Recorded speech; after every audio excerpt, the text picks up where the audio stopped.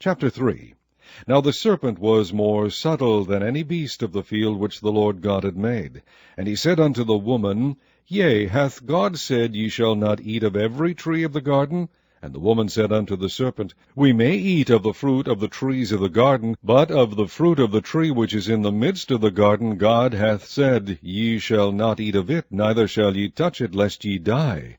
And the serpent said unto the woman, Ye shall not surely die, for God doth know that in the day ye eat thereof, then your eyes shall be opened, and ye shall be as gods, knowing good and evil.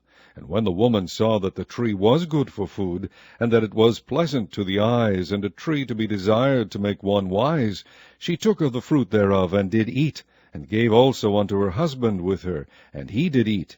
And the eyes of them both were opened, and they knew that they were naked, and they sewed fig leaves together, and made themselves aprons.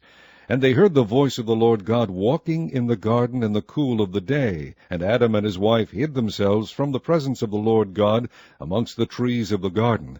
And the Lord God called unto Adam, and said unto him, Where art thou? And he said, I heard thy voice in the garden, and I was afraid, because I was naked, and I hid myself. And he said, Who told thee that thou wast naked?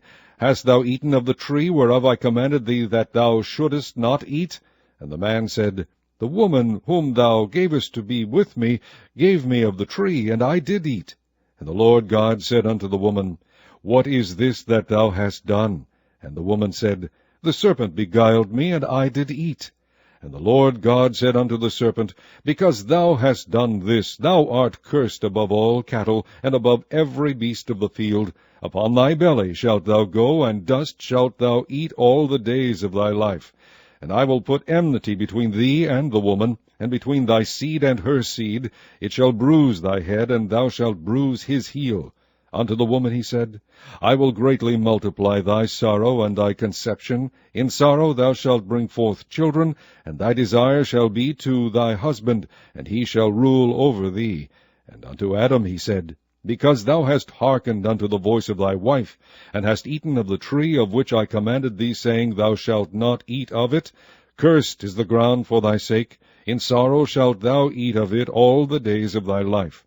Thorns also and thistles shall it bring forth to thee, and thou shalt eat the herb of the field. In the sweat of thy face shalt thou eat bread, till thou return unto the ground, for out of it wast thou taken, for dust thou art, and unto dust shalt thou return. And Adam called his wife's name Eve, because she was the mother of all living. Unto Adam also, and to his wife, did the Lord God make coats of skins, and clothe them.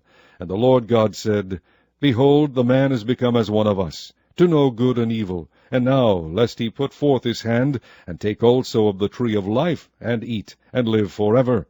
Therefore the Lord God sent him forth from the Garden of Eden, to till the ground from whence he was taken. So he drove out the man, and he placed at the east of the Garden of Eden cherubims, and a flaming sword which turned every way, to keep the way of the tree of life.